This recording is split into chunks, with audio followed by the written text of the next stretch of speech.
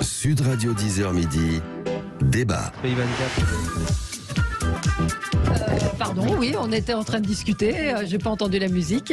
On débat aujourd'hui avec vous sur Sud Radio, avec aujourd'hui Lamia El Harraj. Bonjour, vous êtes avec nous ce matin, députée de Paris et porte-parole du PS. Judith Weintraub, grand reporter au Figaro Magazine. Bonjour. Bonjour Mickaël Darmon, ravi de vous revoir. Journaliste politique, vous avez publié Le secret d'un règne dans les coulisses d'un quinquennat de crise. C'est paru aux éditions de l'Archipel.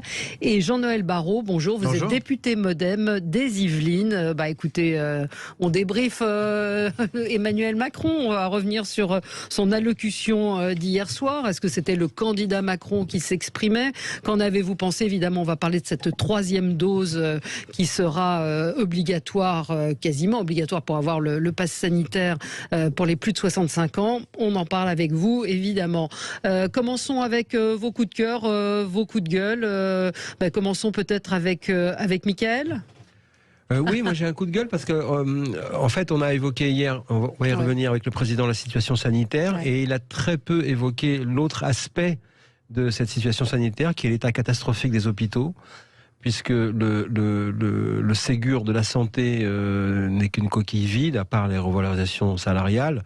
Rien n'a été réorganisé, rien n'a été refait, et surtout pardon. Il y a 19 milliards pour le. C'est un coup de gueule, on va pouvoir ensuite en discuter, mais je pense que c'est une réalité qui est assez peu contestée sur le terrain. Les 19 milliards ne font pas en sorte que l'hôpital reste attractif, puisque c'est l'hémorragie des personnels soignants, qui se qualifient même de personnel parfois maltraitant, tellement ils n'ont pas la possibilité de pouvoir faire leur mission. Donc je trouve que pour des gens qu'on a fait applaudir et qu'on a décrété première ligne, les traiter comme ça, c'est, je trouve, scandaleux. Oui, ça fait un moment que ça dure aussi. C'est une situation qui est indépendamment du fait que ça dure depuis longtemps, mais avec ce qu'on a vécu, on aurait pu penser que ça aurait pu donner une conscience à l'exécutif beaucoup plus forte. Plus généralement, mais on va en parler longuement, je crois. Dans son intervention, que ce soit sur l'hôpital, sur la justice, sur la police, on avait l'impression qu'il entamait son mandat. Oui. Exactement. On est à 5 mois de la présidentielle. Vous vouliez réagir à ce que disait Mickaël Darmon? Vous n'êtes pas d'accord, Non, il y a deux choses dans le Ségur. Il y a des revalorisations qui étaient attendues depuis très très longtemps, mais effectivement on a un hôpital qui a souffert décennie après décennie et qui a résisté à une crise absolument extraordinaire, avec beaucoup de dévouement, avec beaucoup d'abnégation, et qui attend aujourd'hui à ce qu'on fasse de vraies réformes. Mais dire que le Ségur est une coquille vide, c'est un peu difficile à avaler, puisque l'investissement qui est fait à la fois dans la rénovation des hôpitaux eux-mêmes et dans la revalorisation, ce sont des montants qui sont plusieurs fois supérieurs. Le problème n'est pas que comptable et financier. Il y a un système hospitalo-centré, il y a même des choses qui coûtent pas cher, une administration pléthorique, de réorganisation, etc. Mais personne n'a trouvé la bonne solution jusqu'à présent. Pour la trouver, déjà, il faut la chercher. Non, mais il y a des gens comme le professeur Grimaldi qui alertent depuis des années. Je vous conseille la lecture de son dernier livre. Vous lisez le livre, vous voyez exactement ce qu'il faut faire. Les contradictions qu'il peut y avoir dans les tarifications, où les hospitaliers sont coincés entre la tarification, soit pour faire profiter l'hôpital, soit pour pénaliser la Sécu. C'est absolument ubuesque ce qui se passe aujourd'hui dans l'administration. Et c'est pas une question comptable. Mickaël a raison. Il y a à la fois la problématique de perte de sens, mais il y a aussi la problématique de fermeture de lits. Vous l'avez évoqué, il y a quand même presque 5000 lits qui ont été fermés alors qu'on est dans une crise sanitaire qui est quand même loin d'être finie. Mais au-delà de ça, il y a un problème d'attractivité, vous avez raison de le souligner. Donc la réponse qui est faite par Olivier Véran, c'est de dire on a supprimé le numerus clausus. Très bien, mais je vous invite à aller voir. Moi je vois par exemple l'université Paris-Descartes, vous pouvez supprimer tous les numerus clausus que vous voulez. À un moment, les amphis ne peuvent pas être augmentés par une baguette magique. Donc la réalité, c'est que nos facultés de médecine n'ont pas la capacité d'accueillir plus d'étudiants. Donc c'est un peu le serpent qui se mord la queue. Je crois que plus globalement, c'est la question de perte de sens qui se pose. Les soignants sont en souffrance, il y a une hémorragie qui est importante importante, vous l'avez évoqué. Donc la question, c'est comment est-ce qu'on redonne du sens, c'est comment est-ce qu'on rend l'hôpital à nouveau attractif. Et ce n'est pas que la question du Ségur. Certes, il y a des augmentations de salaire, même si on peut en discuter, c'est pas suffisant, c'est pas voilà, ok.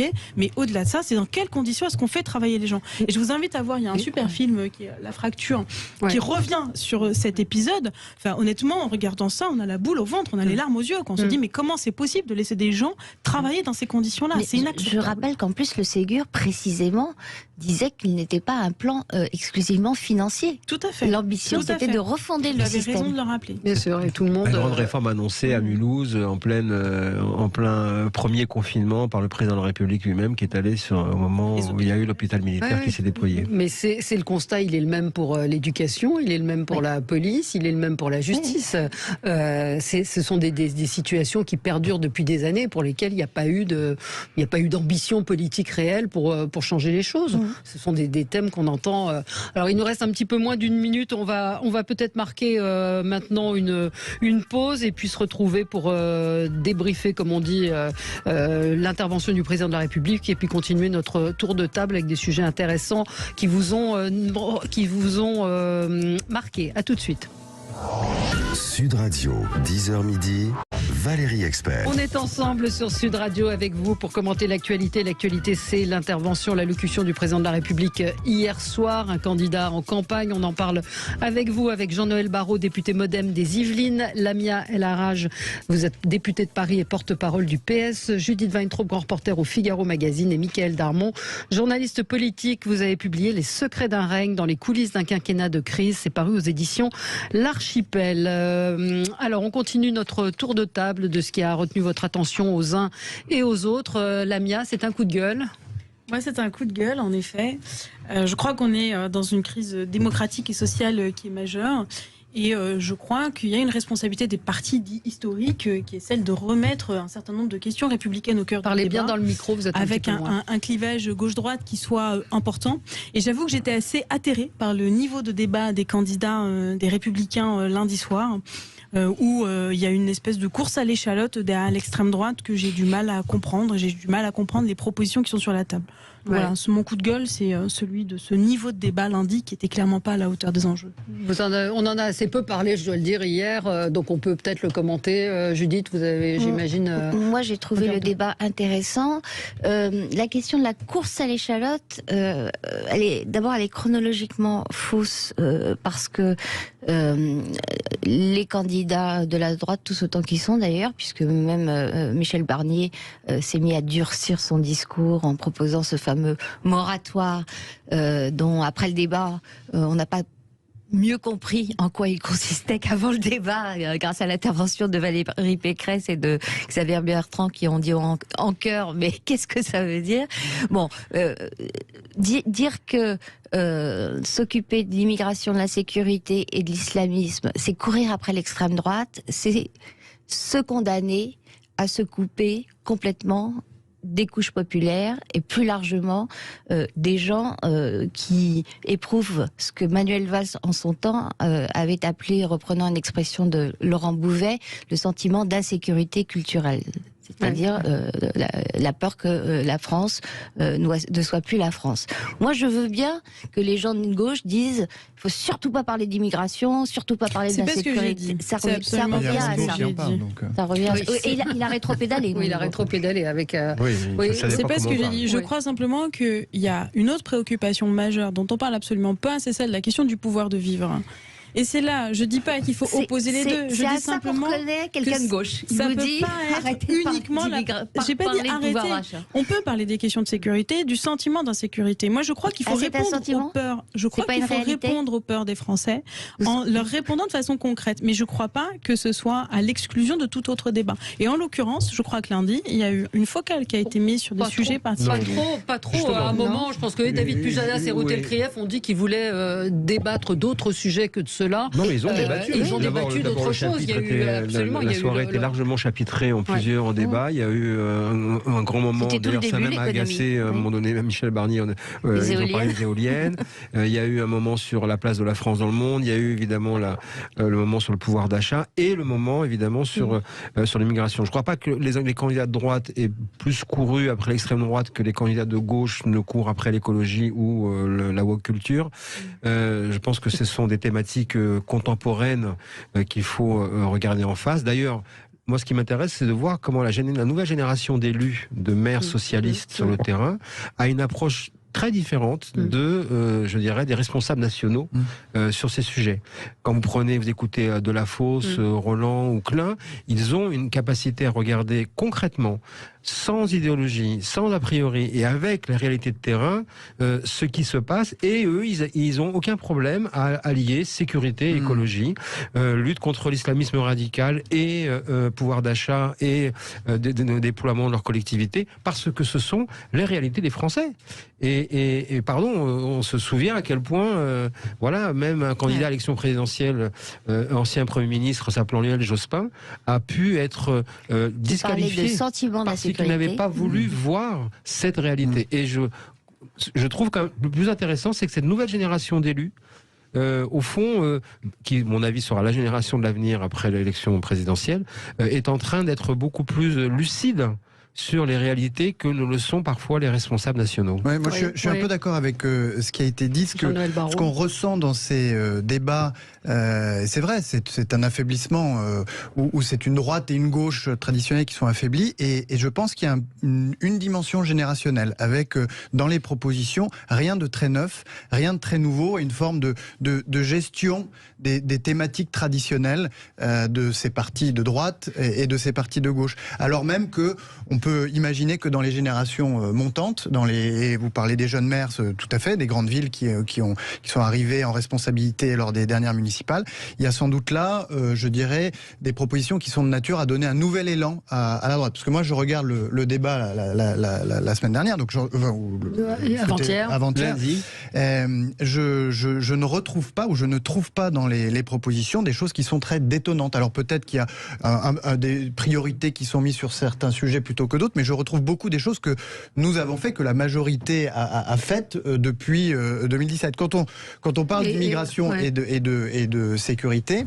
et qu'on ressort en quelque sorte des idées qui sont un petit peu datées, il ne faut pas imaginer que rien n'a été fait. La question par exemple, je prends l'exemple de Valérie Pécresse qui dit on va mettre la pression sur les pays d'accueil, parce qu'effectivement, pour la reconduite des étrangers en situation irrégulière à la frontière, le problème majeur, c'est que les pays d'origine ne veulent pas reprendre leurs ressortissants. Et donc elle dit on va leur mettre la pression, on va même peut-être les menacer de ne pas octroyer des visas. Mais ça, c'est déjà quelque chose qu'on a mis en œuvre. Vous n'avez pas écouté Gérald Darmanin ce matin, qui était interrogé sur ce thème-là et qui a dit très précisément je ne peux pas vous dire déjà quels sont les fruits de cette politique, puisqu'on a décidé ça cet été. Mais non, ça avait commencé bien avant.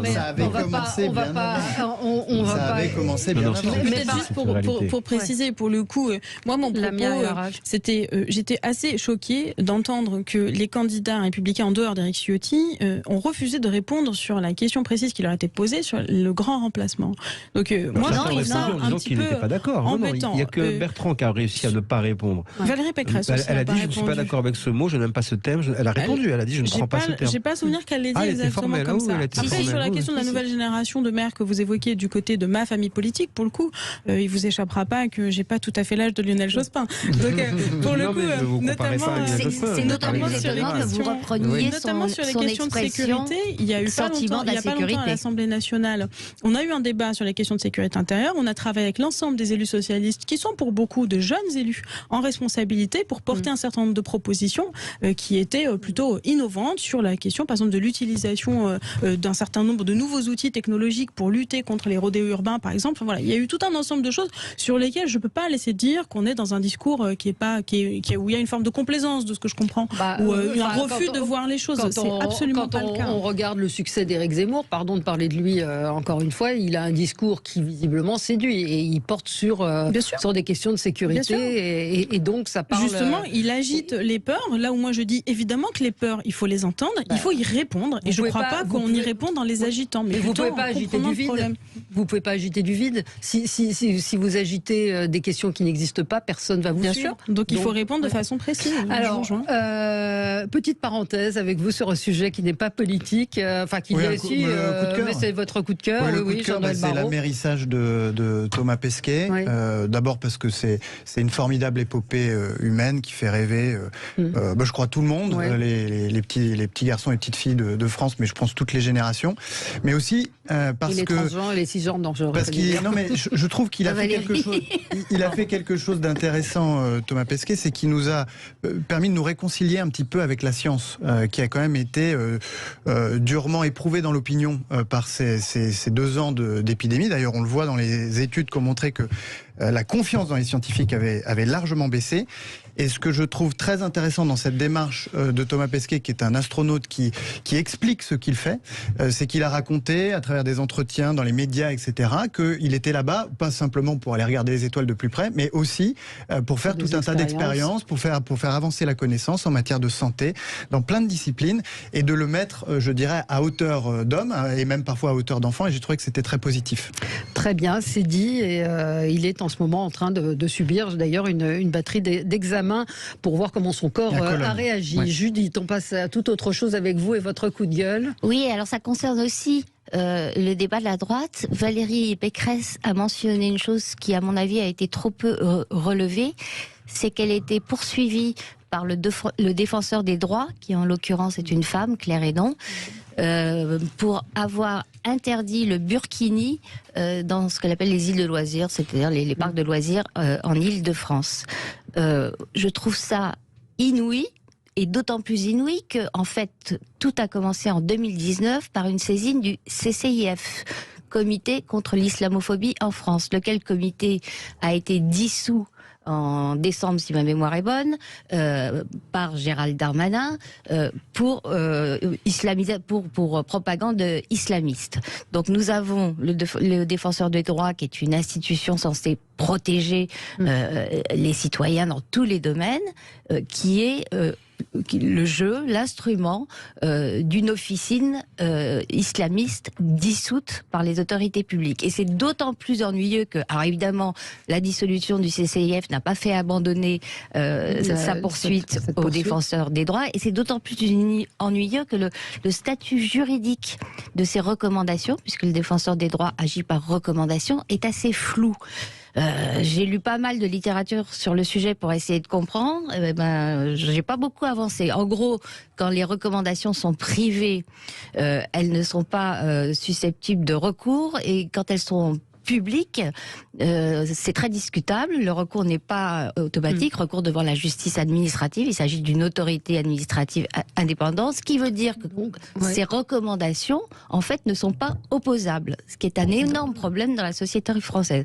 Le problème d'arrière-fond étant, est-ce qu'on est obligé de nommer systématiquement à ce poste très important des gens qui ne cachent pas leur sympathie pour tous les mouvements minoritaires, décolonialistes, indigénistes. Le pompon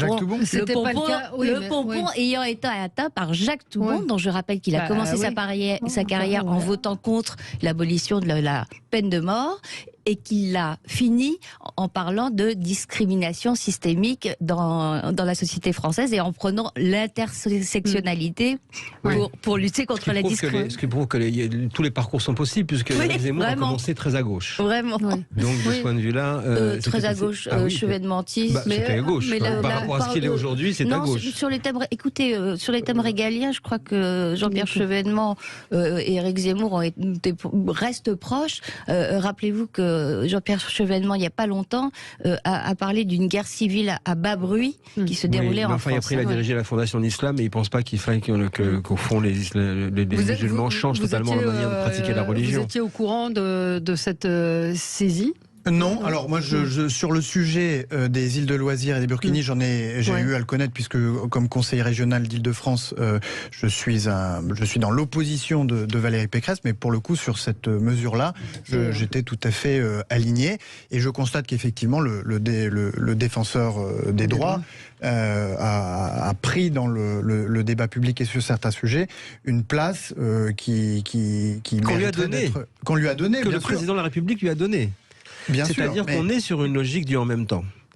Souvenez-vous que c'était à peu près à la même époque, lorsqu'il était à La Réunion et qu'il y avait la polémique sur la maman qui accompagnait une sortie scolaire en étant voilée, expulsée de l'hémicycle d'un conseil régional par un élu du RN.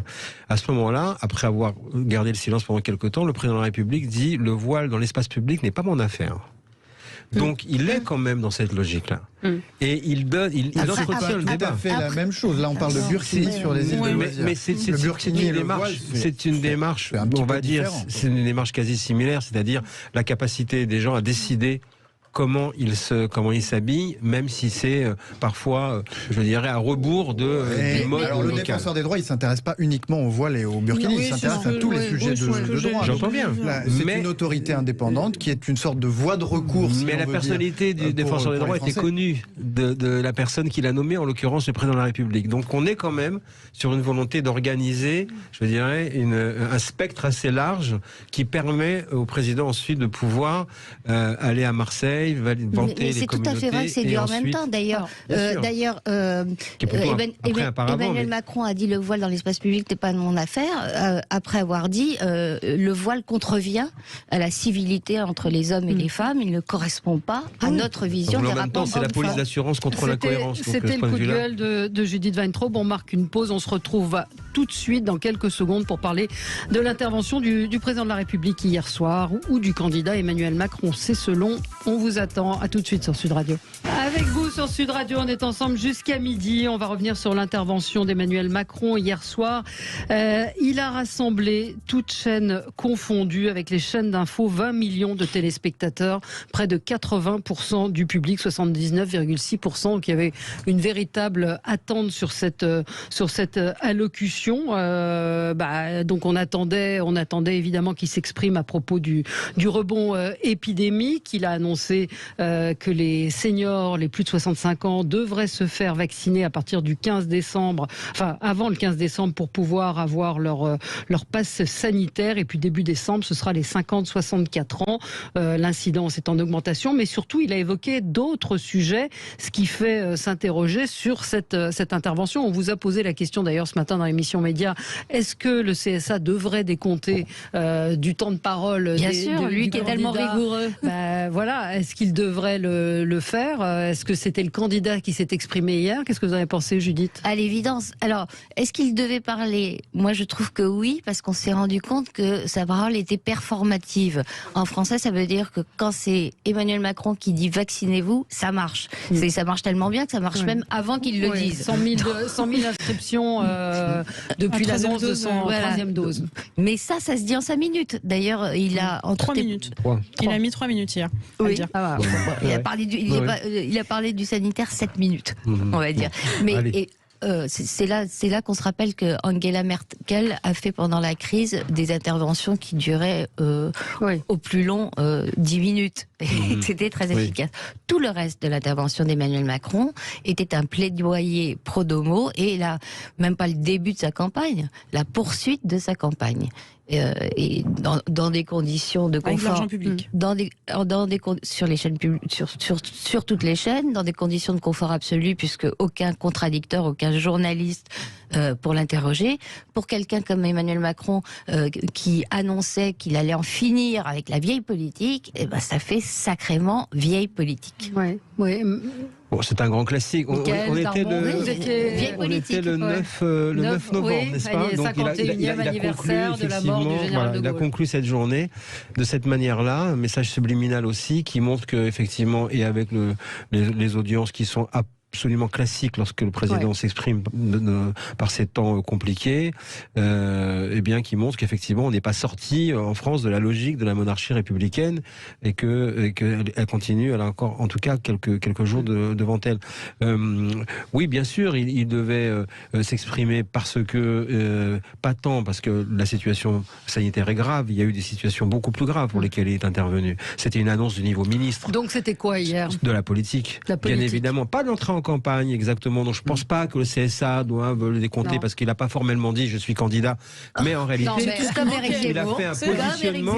Il a fait un positionnement. D'ailleurs, ils sont totalement en benchmarking les deux. Mais il a en fond, il a tenté de rattraper ce que l'on m'explique du côté de l'Élysée depuis quelques jours, en tout cas des proches d'Emmanuel Macron, pas tous à l'Élysée, mais des proches d'Emmanuel Macron, qui disent en fait on est vraiment sur un faux plat. On distribue des aides, des enveloppes, de l'argent, on n'arrête pas de faire des mesures, ça se passe dans l'indifférence générale. Ça se passe dans l'indifférence générale, ça n'imprime pas. Et on est dans une zone à risque, parce que l'éruption de Zemmour, la baisse de Marine Le Pen, inquiète énormément, parce que le niveau d'entrée au second tour, il peut baisser considérablement, et le match Le Pen-Macron, patiemment construit par Macron depuis le début du mandat, et ça il me l'avait confié personnellement quelques jours avant son élection. C'est-à-dire, vous avez dit qu'il avait construit... il me dit, c'est ce que je raconte dans ce livre, il me dit 2 jours avant son entrée à l'élection, à l'Élysée, pardon, il me dit, à la fin, il n'y aura que Le Pen et moi. Donc, toute la trajectoire politique du quinquennat était posée et il n'y a pas dérogé. Sauf que petit changement, à la fin, Zemmour arrive et change la donne. Donc il devait reprendre la main. Il est dans la logique du passage, effectivement, du président au presque candidat. Personne ne se souvient en 2017 quand il s'est déclaré candidat. Personne ne s'en souvient parce qu'il était déjà candidat en 2016-2017. Et là, il refait pareil. Lamia El Harraj. Moi, ça aurait pu être mon coup de gueule de début d'émission, parce que pour le coup, c'est vrai qu'on attendait cette prise de parole, considérant qu'il allait annoncer des choses relativement à la crise sanitaire qui ne s'estompe pas ou qui a l'air de reprendre. On sort d'un débat à l'Assemblée nationale sur la prolongation du pass sanitaire, où on nous annonce que le Parlement est quelque part démis de sa responsabilité et de ses fonctions dans le cadre de cette crise pendant 8 mois pour pouvoir décider en fonction de l'urgence. Et là, l'urgence qui est celle de potentiellement 500 000 morts annoncées par l'OMS en Europe du fait du Covid. Et on a Emmanuel Macron qui nous parle pendant 3 minutes de vaccination, 7 minutes de la crise sanitaire, sur une demi-heure à peu près de discours, où ce n'est absolument pas un plaidoyer pour la vaccination, mais plutôt un nouveau coup de menton en faveur de la vaccination, annonçant, alors qu'on a interrogé Olivier Véran là-dessus, il y a de ça 5 jours, j'ai compté, et qui nous a dit pour les plus de 65 ans, je ne peux pas vous dire à ce stade si ce sera obligatoire d'avoir le pass sanitaire avec la 3e dose. Et là, on a Emmanuel Macron qui intervient. Il avait dit pas question. Et qui dit, du coup, écoutez, il faut le pass sanitaire avec la 3e dose. Et puis pour tout le reste, alors qu'on est à 74% seulement de vaccination, pour tout le reste, débrouillez-vous. Alors moi, par contre, candidat président, voilà ce que j'ai à vous dire. Franchement, c'est irrespectueux. On va revenir de la démocratie sur la vaccination en tant que telle. Et on a le son évidemment d'Olivier Véran. Alors c'est le candidat pour vous hier qui s'est exprimé. Pas vraiment, non. Moi, je suis pas tout à fait en accord avec ce qui a été dit parce que j'ai pas senti qu'on se projetait dans un après ou dans une élection. Non, ce que j'ai senti, c'est d'abord effectivement il y a les questions. Calendrier de la réforme de la justice, calendrier de la réforme. Une loi de programmation, premier trimestre 2022. La première chose, c'est le contexte sanitaire.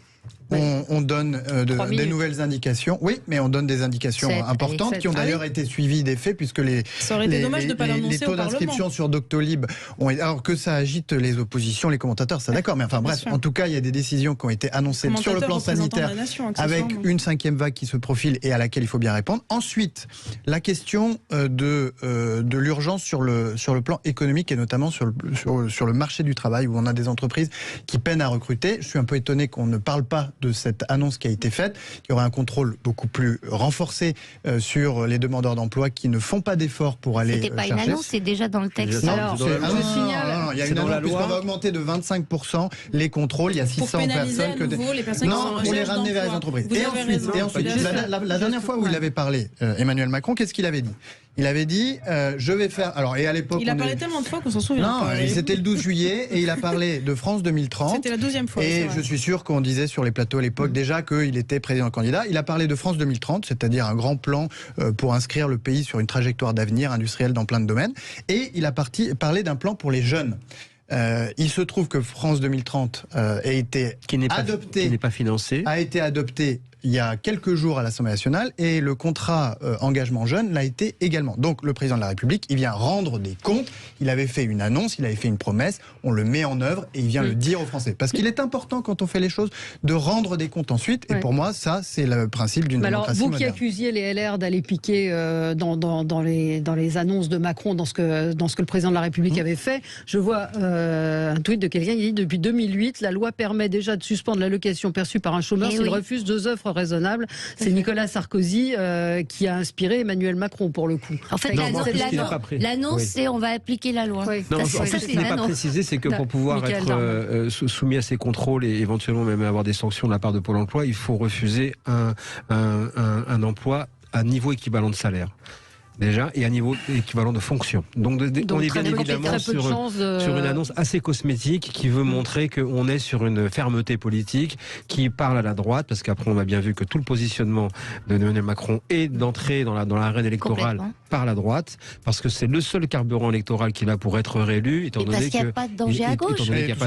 C'est le sujet de préoccupation principale des entreprises aujourd'hui. Étant donné qu'il est dans une logique de recréer du clivage, parce que le grand souhait qu'on nous raconte, qu'on nous murmure en disant mais si on a effectivement un candidat aussi clivant qu'Éric Zemmour face à nous au second tour, eh bien nous serons en capacité de pouvoir recréer au fond la mobilisation de 2002. Parce que ça fait depuis longtemps qu'on sait que un éventuel match Le Pen-Macron aurait des problèmes pour mobiliser. La vraie annonce qui montre, et qui a été pas vraiment commentée, parce qu'elle était portée par Bruno Le Maire, qui montre qu'on est vraiment en campagne, c'est le fait d'avoir annoncé que le remboursement des PGE sont repoussés jusqu'au mois de juin. C'est pas simplement si je peux me permettre, et sur 4 ans. C'est pas simplement le remboursement, c'est que les entreprises pourront en contracter jusqu'au mois de juin, alors que ça veut dire que le million de chômeurs potentiel, il est acheté par le PGE. C'est aussi une demande généralisée des organisations patronales. On va y revenir dans un instant avec vous. À tout de suite sur Sud Radio. Sud Radio, 10h midi. Sud Radio, 10h midi. Débat. Les débats avec vous, on revient sur l'intervention d'Emmanuel Macron hier. On va évoquer cette 3e dose pour les seniors. Vous pouvez nous appeler pour nous dire si vous avez plus de 65 ans, comment vous réagissez. 0826 300 300. On a un auditeur en ligne avec nous, Guy, qui voulait réagir à notre débat sur Emmanuel Macron, candidat hier pour certains. Bonjour Guy. Bonjour Valérie. Bonjour messieurs. Merci dame, on a 2 dames sur le plateau. Comment ? On a 2 dames sur le plateau. Pardon, pardon mesdames, je manque à tous les égards. Je présente mes excuses. Alors, on vous écoute. J'étais content du discours du président, à une seule condition, c'est que ce ne soit plus des effets d'annonce, dont il n'est pas le seul à agir de la sorte. Moi j'ai 70 ans. Donc, ça fait 50 ans que j'entends beaucoup d'effets d'annonce, des milliers d'effets d'annonce qui ne sont pas suivis réellement. Voilà. Ce qui a donné lieu à ce laxisme que l'on connaît. Donc, je suis content de ce discours. Cependant, il y a une chose qui a été oubliée, qui est d'une importance considérable, c'est le paiement de la dette. Parce qu'on en est arrivé à 3 000 milliards d'euros de dette. Et ça, c'est ce qui nous bloque, c'est ce qui nous empêche d'être considérés par les pays du nord de l'Europe. Ça nous bloque dans nos actions. C'est très important. Et surtout, c'est une dette qui va être reportée sur nos enfants, nos petits-enfants, nos arrière-petits-enfants. Donc, comment allons-nous payer cette dette? Et puis, faire appel au bénévolat. Sensibiliser les personnes à faire du bénévolat. Je pars du principe qu'il y a 5 semaines... Moi, j'ai jamais été salarié quasiment. J'ai toujours été chef d'entreprise. J'ai 70 ans. Donc, j'ai toujours été chef d'entreprise.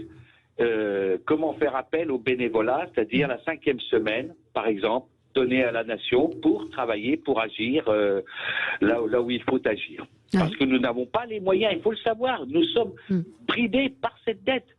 Quand j'entends toutes ces dépenses qui ont été faites, notamment au moment de la pandémie, je dis, mais où trouve-t-on cet argent? Qui prête cet argent? À combien? Etc. Comprenez-vous? Et ça, on n'en parle pas. Jamais un président n'en parle. Alors peut-être que... Merci de votre appel, Guy, Jean-Noël Barrot. Qu'est-ce que... Oui, on répond sur la dette, on a l'impression effectivement que c'est l'argent magique. Alors, c'est pas de l'argent magique, mais il est vrai que aujourd'hui, dans le monde, il est possible d'emprunter, et c'est heureux parce que sinon on aurait eu bien des difficultés à répondre à cette crise et à sauvegarder nos emplois et nos entreprises. On peut emprunter avec des taux d'intérêt très faibles, et ça c'est lié un peu à l'action des banques centrales, mais c'est aussi lié plus simplement aux grands équilibres démographiques du monde, avec des populations dans les pays du Sud qui aujourd'hui épargnent et qui donc cherchent à placer leur épargne pour préparer leur retraite dans des titres de dette, dans des instruments de dette, ce qui permet à nos pays d'emprunter. Ceci étant dit, il faudra bien rembourser cette dette. Le premier levier pour la rembourser, c'est de retrouver la croissance. Et vous avez vu que grâce... Je vais pas le dire autrement. Grâce à l'intervention du gouvernement, la reprise est particulièrement forte en France. Elle est plus forte en France qu'elle ne l'est ailleurs. Le taux de chômage est au plus bas depuis 15 ans. Les créations d'entreprises sont au plus haut historique. Et cela, ça va nous permettre en partie de rembourser la dette. Mais après, il faudra évidemment faire des économies. C'est ce qu'on avait commencé à faire avec Emmanuel Macron en 2017. C'est d'ailleurs ainsi qu'on avait, pour la première fois, affiché un déficit public en dessous des 3% de PIB, ce qui n'était jamais arrivé ni sous le quinquennat de Nicolas Sarkozy, ni sous le quinquennat de François Hollande. Alors, ça, vous soutenez le président. C'est votre. Il a dit notre croissance dépasse les 6%. La France est en tête des grandes économies européennes. Le chômage est au plus bas depuis près de 15 ans. Nous sommes l'un des seuls pays du monde où le pouvoir d'achat a continué à progresser et où la pauvreté n'a pas augmenté. Et il a ajouté notre déficit sera inférieur à 5% du PIB cette année, ce qui fait qu'on est vraiment champion du monde. Ouais. Ce qu'il s'est bien gardé de dire, et en cela notre auditeur a parfaitement raison, c'est que notre dette atteignait fin 2020 116,3% du PIB très exactement, et l'Allemagne, dont on ne peut pas dire qu'elle a jeté des millions de pauvres Allemands dans la rue parce qu'elle ne s'en est pas occupée pendant la crise sanitaire, a fini l'année 2020 avec une dette de 69,8% de son PIB. On est presque dans un rapport du simple au double. Elle a augmenté autant que nous. C'est juste que l'Allemagne s'était désendettée après la crise de 2008. Elle était vertueuse, et la France beaucoup plus ne s'est pas désendettée, malheureusement. Non, ce qui est intéressant, c'est de constater effectivement que le narratif du gouvernement, comme on dit, et de la majorité, est forcément très construit et puissant. La réalité est un peu différente. On est en rebond. On n'est pas en croissance. On n'est pas en reprise. Pas pareil. On est en rattrapage. C'est très important. On est en rattrapage. On refait les stocks. C'est tout ce que les économistes racontent. Donc, de ce point de vue-là, la crise éventuelle est à venir. Et comme le PGE, qu'on évoquait tout à l'heure, a été prolongé, de ce point de vue-là, il y a une sorte de vitrification des chômeurs possibles qui pourraient arriver sur le marché. Donc, c'est de la politique, c'est normal. On verra si ça porte ses résultats. Lorsqu'on constate, et pour rejoindre effectivement ce que vient de dire l'auditeur, on regarde la PQR ce matin, globalement, parce qu'elle est quand même beaucoup plus lue à l'Élysée que la presse nationale, quand même. Régionale pour nos auditeurs. Régionale, pour les auditeurs qui savent ce que c'est.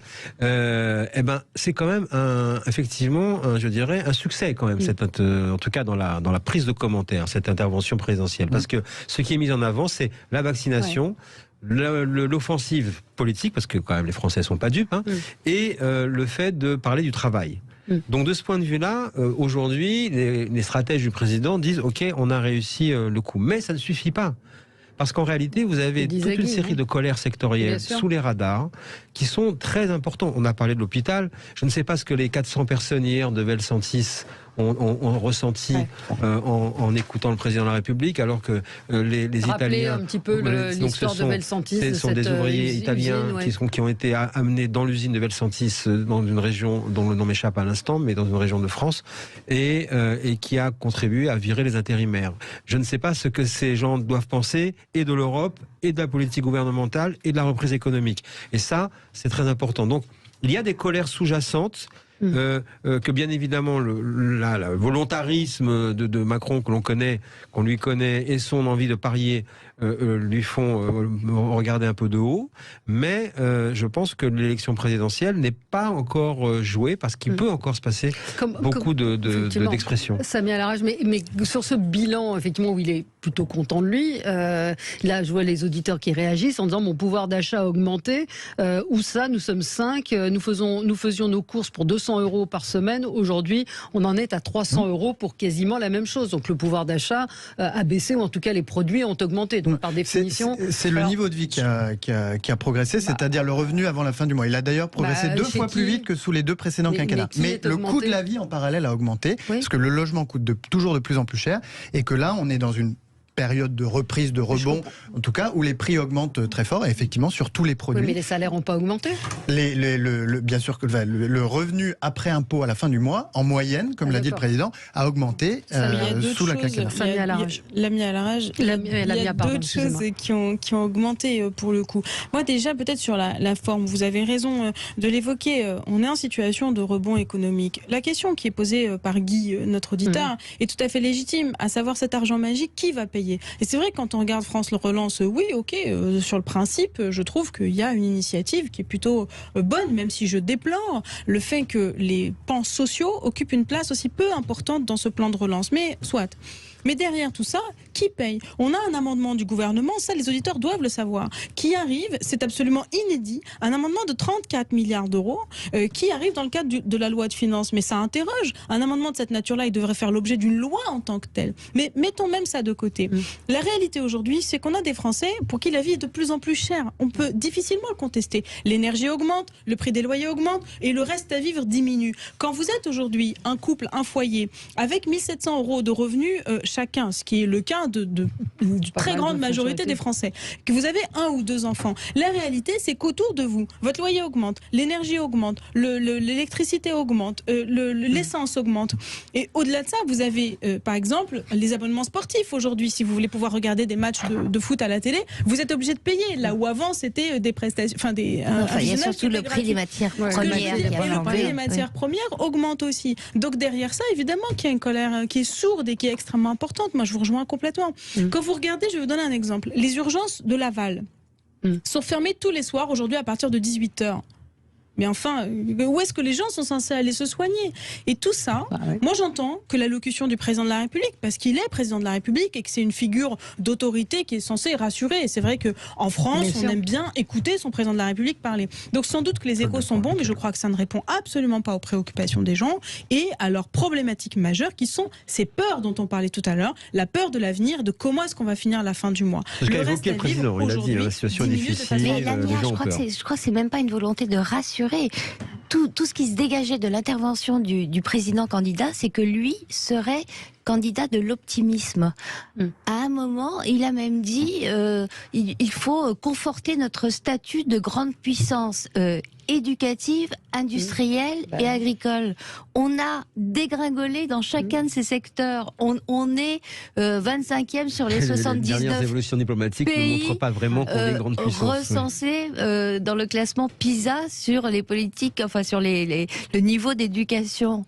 On ne vit pas dans le même monde. Et face à notamment Éric Zemmour, pardon d'en parler encore, mais même aux autres candidats de la droite, Emmanuel Macron a décidé d'être le candidat qui voit la vie en rose. Lamia et Larage. Je voudrais juste rebondir sur ce que vous dites, par exemple, sur la question des retraites. Vous avez tout à fait raison. Qui c'est que ça va défavoriser ? C'est à nouveau les personnes les plus précaires. Juste une petite information.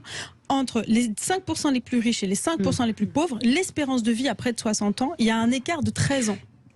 D'accord ? C'est-à-dire qu'un cadre qui a plutôt bien gagné sa vie, qui fait partie des 5% des Français les plus riches, au moment où il part à la retraite, va vivre 13 ans de plus qu'un ouvrier qui a moins bien gagné sa vie. Donc, quand on parle de reculer l'âge de départ à la retraite, moi je vous avoue, je ne sais pas bien à qui on s'adresse, mais en tout cas les Français les plus précaires seront à nouveau les grands défavorisés des politiques d'Emmanuel Macron, mais on l'a bien vu depuis 5 ans. Et puis surtout, en fait la réforme des retraites, elle a déjà un peu commencé, et d'ailleurs c'est une idée qui est venue de la gauche. Elle a un peu commencé comment ? Revalorisation des retraites des agriculteurs. Exactement. Mais c'est pas la réforme des retraites, c'est pas la réforme systémique. Mais bien sûr que si, dans la réforme réforme des retraites, cette revalorisation, mais ne riez pas, c'est une proposition de la gauche. Non, on n'est pas dans la réforme de la gauche que nous avons mis dans la grande réforme de justice, non, bien sûr, mais qui était l'alpha et l'oméga. L'ambition de la réforme des retraites, c'est d'assurer des minima de retraite aux personnes qui sont les plus fragiles, les plus modestes. Et on a posé déjà une première pierre qui montre que l'intention n'est évidemment pas de défavoriser celles et ceux qui ont eu une carrière longue, qui ont une carrière pénible. Et la preuve, c'est cette revalorisation des retraites agricoles. Elle s'est arrêtée, et avec elle, au fond, le quinquennat s'est arrêté le 16 mars 2020, lorsque le premier confinement est prononcé et que la réforme est suspendue. C'était une manière de sortir de ce Vietnam politique qui était devenu la réforme des retraites. On s'en souvient, on a oublié le fameux 49.3 avant le Covid-19. C'était le sigle qui était le plus utilisé.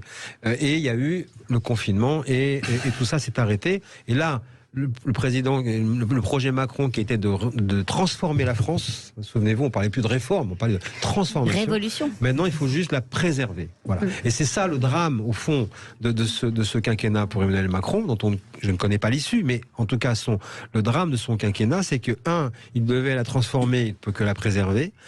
Les crises successives, dont certaines ont été causées par sa démarche, la pandémie, bien évidemment pas, ont fait que il n'a jamais été le maître des horloges. C'est la phrase qui lui correspond le moins, l'expression qui lui correspond le moins. Il a toujours été en défensive. Il a subi l'affaire Benalla, les démissions de Hulot et de Collomb, les gilets jaunes, la réforme des retraites avec les manifs, et ensuite la pandémie. À tel point que lui-même a dit finalement... C'est vrai que le Covid-19 ça, c'est le lot commun de tous les quinquennats, non? Pas du tout. Ah bon? Pas du tout. Il y a eu des démarches qui ont été je dirais, des présidents qui ont été en action. Bien sûr, il y a eu des réformes qui ont été faites par des présidents différents. Mais là, ce qui est très intéressant, c'est de voir à quel point tout a été subi. Et je ne sais pas ce que ça signifiera à la fin, mais on sent qu'on a un président qui a eu la difficulté de poser son projet et qui, au fond, a dû le changer complètement. Et il est dans la préservation. Lucien nous dit 43 ans dans l'automobile, 1370 € de retraite. Voilà. On se retrouve dans un instant. Je voudrais quand même qu'on parle de la 3e dose pour les seniors. On va y revenir tout de suite avec vous sur Sud Radio. Sud Radio 10h midi. Débat. Les débats avec vous, avec des auditeurs qui réagissent. On a Christian qui nous appelle d'Anglette. Bonjour Christian. Alors, vous vouliez parler des retraites? Oui, vite fait. Bonjour, à vous tous. J'entendais le monsieur là, qui se gargarise sur ce que Macron a dit hier soir dans son discours électoral. J'ai devant moi mes fiches de retraite. Alors je vais vous dire, je gagne 1300 € et ma femme 920.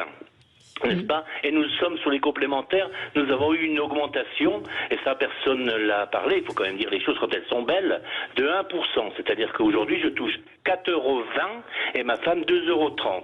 Et je trouvais que c'était important aujourd'hui de le signaler à ce monsieur qui se gargarise comme quoi les retraites c'est extraordinaire, l'argent qu'on nous donne. Juste me dire ce que je vais faire avec cet argent. Je ne sais pas quoi en faire en fait. Oui. Voilà. Non, je partage évidemment le constat, je pense avec les autres orateurs autour de cette table, que les niveaux de retraite sont évidemment beaucoup trop faibles. Ce que je disais simplement, c'est que dans l'intention qui était celle du président de la République en 2017, qui était inscrite au cœur de la réforme qu'il a voulu porter, mais on a dû s'arrêter en cours de route, il y avait bien l'idée d'avoir des minima, c'est-à-dire des retraites qui ne peuvent pas être en dessous de 2000 € et par ailleurs de revaloriser celles et ceux qui ont des petites retraites parce qu'ils ont des parcours atypiques, et c'est notamment le cas des femmes qui ont parfois des carrières hachées où elles doivent s'arrêter, etc., et qui sont en quelque sorte perdantes du système actuel. Et donc tout cela, l'ambition était à l'époque de vouloir le réparer, et je crois qu'avoir décelé dans le discours du président de la République hier l'intention de le proposer de nouveau dans le cadre d'un débat démocratique qui sera celui de l'élection présidentielle. On a Josette en ligne. Bonjour Josette. Ah non, on l'a pas. On n'a pas Josette. Elle voulait réagir sur la troisième dose, parce que c'était quand même le propos du président de la République. Alors, je vous donne les réactions politiques. Valérie Pécresse dit il y a clairement eu une instrumentalisation de la crise Covid pour faire un discours de campagne. Marine Le Pen, la troisième dose n'aura donc été qu'une excuse pour faire un discours de campagne dont presque toutes les déclarations sont éminemment contestables. Et Mélenchon, Emmanuel Macron est à la fois président et candidat. Ce n'est pas une soirée très loyale de sa part, mais il a tout de même annoncé, en tout cas, cette obligation de se faire vacciner d'un rappel. Vous remarquerez qu'il a prononcé le mot de rappel et non pas de troisième dose. C'était important pour pas qu'il y ait cette notion-là. Donc c'est une décision qui évidemment ne va pas plaire à tout le monde, parce qu'on sent une certaine réticence tout de même pour cette troisième dose. Oui, mais comme disait tout à l'heure Judith, c'est tabler sur l'aspect performatif, convaincant, légitime d'un président qui s'exprime et qui déclenche des comportements. Effectivement, le mot cette fois-ci évité soigneusement n'est pas le mot confinement, mais le mot dose, parce que c'est le mot rappel qui a des connotations, on va dire, beaucoup plus légitimées dans les souvenirs des gens. On a toujours fait les rappels des vaccins quand on était enfant. Donc de ce point de vue-là, ça veut adoucir la démarche et la socialiser. En réalité, c'est vrai que ça a été dit aussi maintes fois par Macron pendant le confinement, vivre avec la pandémie, c'est socialiser le virus, c'est socialiser la vaccination et au fond la banaliser, et on sent bien que le couplet avec la grippe, c'est aussi cette volonté, c'est banaliser totalement cette démarche, parce que ça va durer encore longtemps, bien évidemment.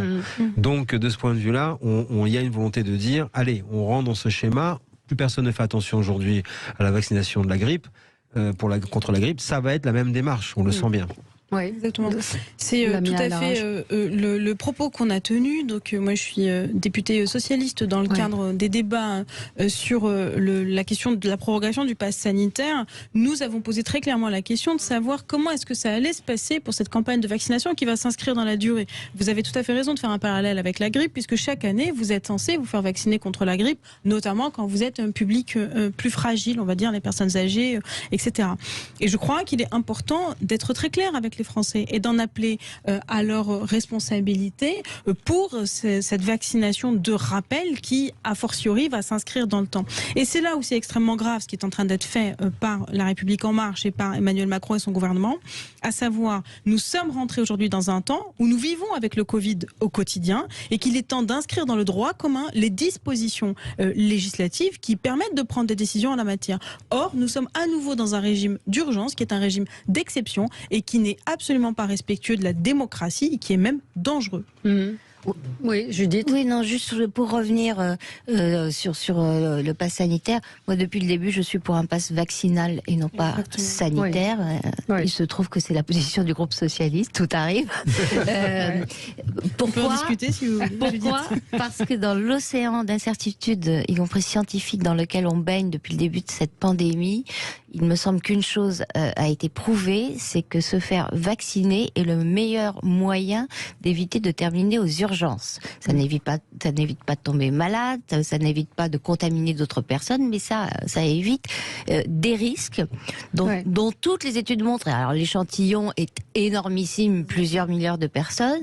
Toutes les études montrent qu'en fait vous avez moins de risques, y compris de développer des myocardites, quand vous êtes vacciné que quand vous tombez malade de la Covid. Pour moi, voilà, ça emporte la décision. Ça emporte la décision, oui. J'ai appelé quelques médecins réanimateurs qui m'expliquent que les entrées qu'ils ont depuis quelques jours sont des gens non vaccinés ou personnes qui ont été vaccinées depuis plus de 6 mois et qui sont très âgés. Enfin, c'est totalement empirique comme chose, mais en tout cas, les gens qui arrivent aujourd'hui en réa sont des gens non vaccinés et ils n'ont jamais vu en réa non plus. J'ai posé la question de gens qui ont été vaccinés et qui seraient en réa suite au vaccin. Ça, ils les ont pas Suite au vaccin, ça n'a jamais existé. En revanche, des gens vaccinés en réa, ça existe. C'est un nombre infime, mais ça, ne dites pas que ça n'existe pas, parce qu'après les gens vous trouvent un cas en disant ma cousine. Mais moi, je suis en contact avec plusieurs médecins réanimateurs qui me disent voilà, on a rentré tant de personnes sont rentrées en réa. Et je pose toujours la question, vacciné, non vacciné, et c'est toujours non vacciné, sauf 2 cas deux monsieur de 80 et 85 ans qui avaient été vaccinés, mais en mars dernier, qui n'avaient pas eu, qui n'avaient pas eu cette 3e dose. Donc oui, parce que les défenses immunitaires ont baissé. Et c'est vrai qu'on sait assez peu de choses sur ce virus. Et moi, je trouve qu'on est pour le coup, on a bien tapé sur Emmanuel Macron, mais assez injuste même par rapport à Olivier Véran quand il dit on va pas conditionner, etc. Les choses bougent, avancent et on ne sait pas. On est. Non, enfin, ça fait 2 fois qu'il est obligé de se contredire. C'est vrai, les choses. Vous dites on ne sait pas, mais il y a aussi une évolution de ce point de vue-là de la gouvernance. Souvenez-vous au début, dans sa première déclaration du premier confinement, très martial, nous sommes en guerre. L'autre consigne, c'était et on fait confiance aux scientifiques, aux gens qui savent. Un an plus tard, c'était les Cassandres qu'il fallait tout simplement balayer parce que c'était beaucoup trop pessimiste et qui tiraient sans arrêt le parapluie pour dire confinement, confinement, et ça agaçait au plus haut point le président de la République. Là aujourd'hui, effectivement, ce qu'il fait, c'est il retente aussi, et on est encore dans la politique bien évidemment, il retente aussi de revitaliser ce que les politologues, je crois que c'est Frédéric Dabi, a dit, c'est l'effet drapeau. C'est-à-dire autour du président, dans une situation dramatisée, dramatique ou compliqué encore sur la pandémie, eh bien, évidemment, ça permet d'être au-dessus du lot et de réduire les oppositions à des gens qui font campagne tout simplement parce qu'ils veulent le pouvoir. C'est quand même pas non plus illégitime en veille de campagne présidentielle. Un dernier mot.